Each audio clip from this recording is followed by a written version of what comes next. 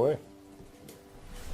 Travis, you talked with your brother about saying this year's team, in your eyes, could be better than last year's team. Can you just expand on what you meant by saying that? I just think the chemistry, how together we are, how much we're willing to fight for each other.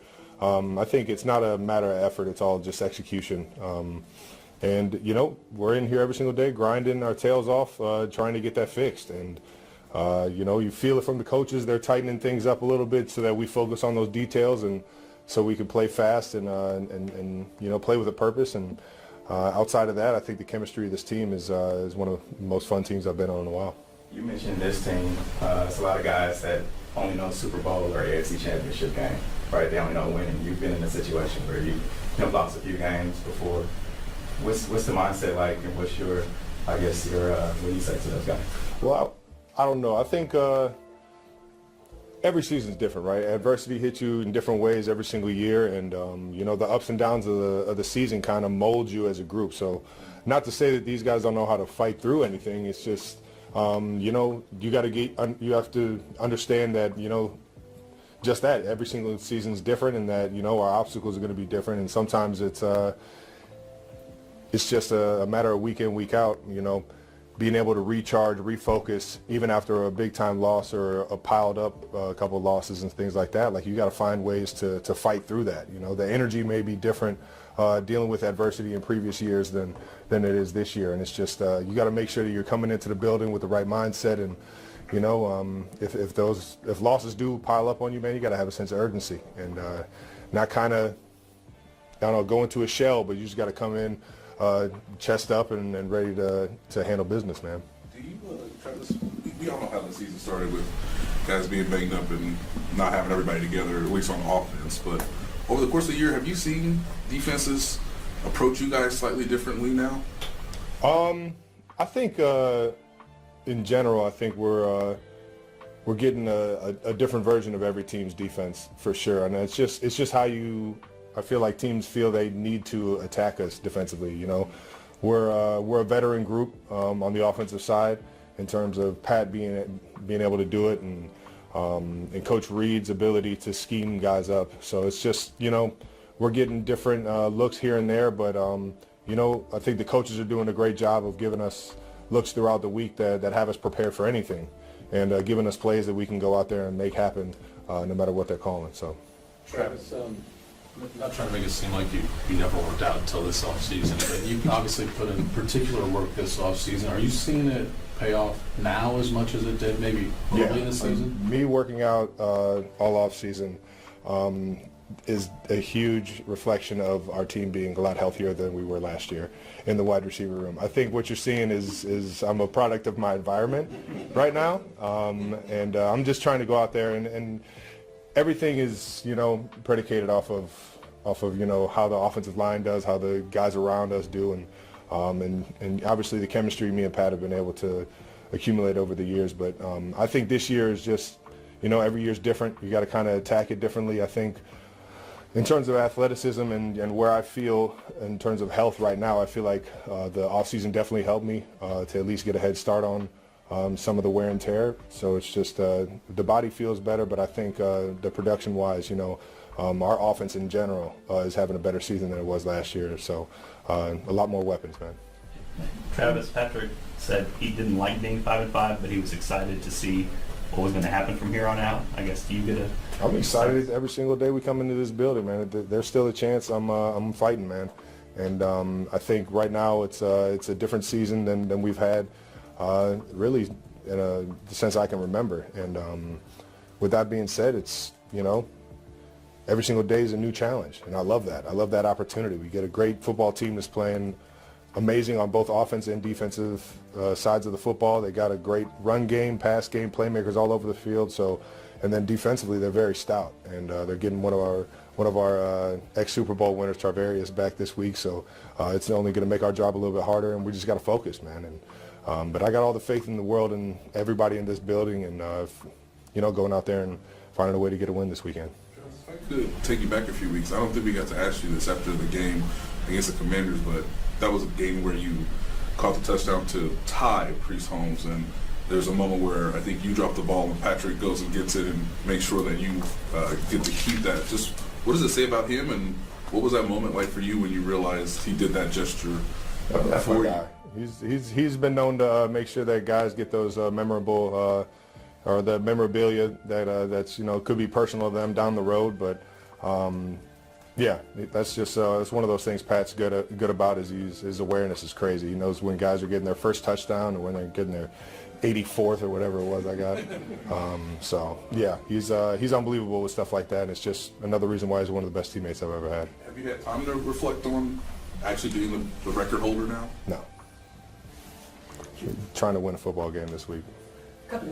Travis, you're obviously not under contract for next season. Just with the way you feel right now, what are your thoughts about that? And just timeline-wise, when would you want to talk to the Chiefs about whether you're coming back or getting a new contract then? I think, seeing my brother go through it and seeing, I don't know, just how the league works. The season kind of restarts in April, and I want to give the Chiefs a good opportunity to, whether I come back or not, and vice versa, like whether they want me back or not. It's one of those things where I'd like to make that decision before they got to get draft picks and the free agency opens, so that it gives them an opportunity to go out there and fill the roster appropriately. So all that will be at the end of the season, and I won't be thinking about it until then. On that note, would you rather, go out? Because some guys want to do like the Kobe tour, right? No. Yeah, that's something that you. Listen, I love Kobe, man. Yeah. I love Kobe. I love everything about him, man. But that's not me. I like to take it day by day, year by year, and just evaluate it like that.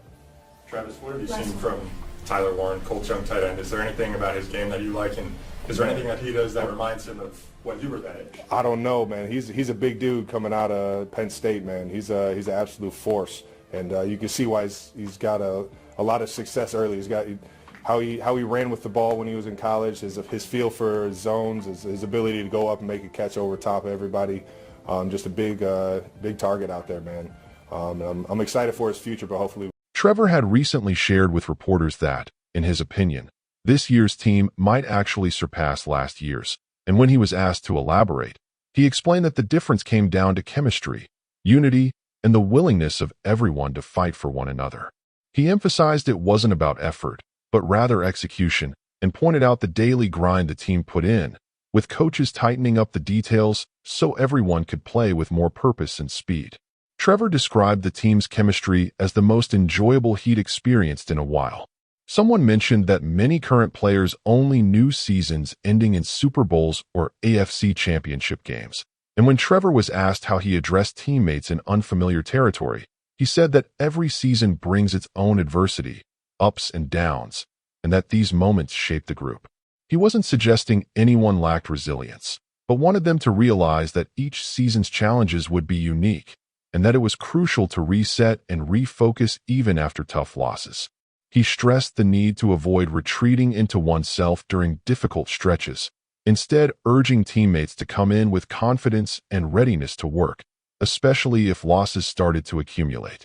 The season's rocky start, with injuries and players missing from the offense, prompted a question about whether defenses now approach the Chiefs differently. Trevor said that each week they seemed to face a new version of every opponent's defense, as teams adapted their strategies against Kansas City's veteran offense, led by Patrick and Coach Reid's game plans. He credited the coaches for preparing them with a variety of looks in practice so nothing would surprise them, and said they were always given opportunities to make plays, regardless of what the defense called. Subscribe for more behind-the-scenes stories. Travis was asked about his intense off-season training, and while he laughed at the idea he'd never worked out before, he said that this year's efforts reflected in the health of the receivers and the offense as a whole. He credited his environment, the offensive line, and the chemistry he developed with Patrick over the years, adding that each season required a fresh approach. Physically, he felt the offseason had set him up for a better year, helping him stay ahead of wear and tear. He admitted his production was tied to the team's improved offense, which now had more weapons and was enjoying greater success than the previous year. Patrick had recently admitted he didn't like being 5-5, but said he was excited for what lay ahead, and Travis echoed that excitement. saying every day brought a new opportunity, that this season felt different from any he could remember, and that he relished the challenge. He praised the next opponent as tough on both sides of the ball, with a great running and passing game, and pointed out that Tarvarius, a former Chiefs Super Bowl winner, was returning to face them, making things even tougher. Travis affirmed his faith in the team, saying he believed in everyone in the building and was determined to help them find a way to win. Josh was asked to recall the game against the Commanders, where he caught a touchdown to tie Priest-Holmes' record and then dropped the ball, only for Patrick to retrieve it and make sure he got to keep it. Josh said Patrick was always aware of those moments. Whether a player scored his first or 84th touchdown, he made sure the ball became a keepsake. That gesture, Josh said, was just one reason Patrick was such a great teammate. When asked if he'd taken time to reflect on holding the record, Josh replied that he was only focused on winning the next game. Travis, meanwhile, faced questions about his contract status, as he wasn't signed for the next season. He explained that after seeing his brother Jason go through the process and understanding how the NFL operates, he wanted to make any decisions about his future before the draft and free agency, so the Chiefs could plan properly. He said he wouldn't think about it until the season ended. When asked if he'd want a farewell tour like Kobe Bryant, Travis said he loved Kobe, but preferred to take things day by day and year by year. Subscribe if you want more updates on player careers. Travis was then asked about Tyler Warren, the young tight end from Penn State, and Travis described him as a huge, physical player with great success early on, a knack for finding open space, making catches over defenders, and being a big target. Travis said he was excited for Warren's future, but hoped to keep his stats down when they faced each other. There's a moment in every athlete's career where the noise fades and the future's uncertainty becomes heavier. That moment seemed to be closing in on Travis Kelce as he prepared for his 13th NFL season. Not long ago, the Chiefs were the league's gold standard, a dynasty in full swing, with the Mahomes-Kelce connection seemingly unbreakable. But football can change instantly. One Sunday at Arrowhead, with anticipation in the air, Patrick Mahomes fell awkwardly, suffering a torn ACL, season over.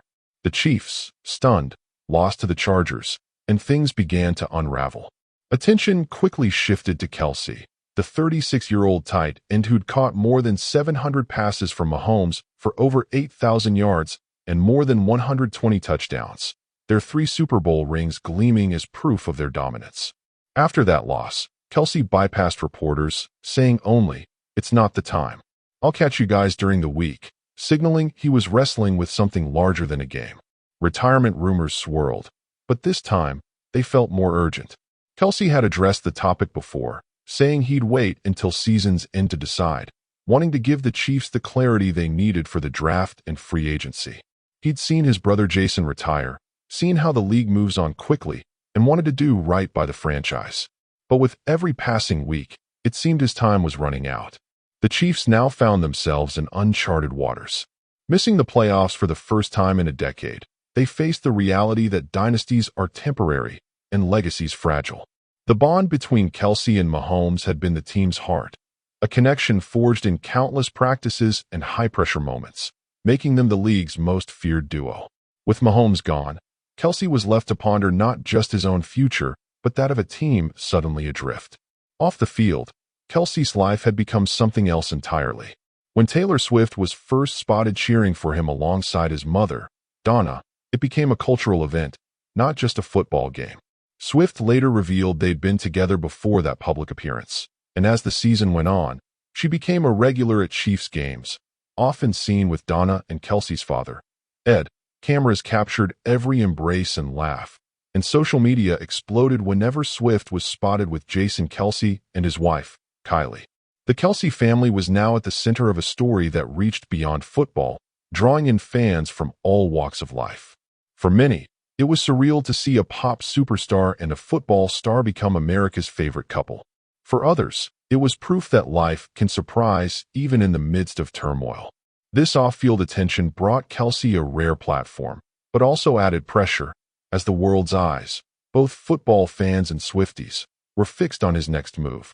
Would Kelce retire at his peak, legacy secure, or come back for one more run with Mahomes, chasing another ring, another record, another moment? The answer remained elusive. For now, Kelce kept playing, each game possibly his last, each catch a potential goodbye. The Chiefs would regroup, Mahomes would recover, and Swift would keep cheering. But the question of Kelce's future hung over everything, a mystery everyone was eager to see resolved. In a world obsessed with conclusions, perhaps the beauty lies in the uncertainty, in not knowing when the story ends. That's why fans watch, why they care, why the 13th season of Travis Kelce means so much more than numbers. It's about legacy, love, and the memories we cling to when nothing else is certain. As long as Kelce keeps playing, the world will keep watching, waiting, wondering what the next chapter holds. Don't forget to subscribe for more exclusive NFL stories.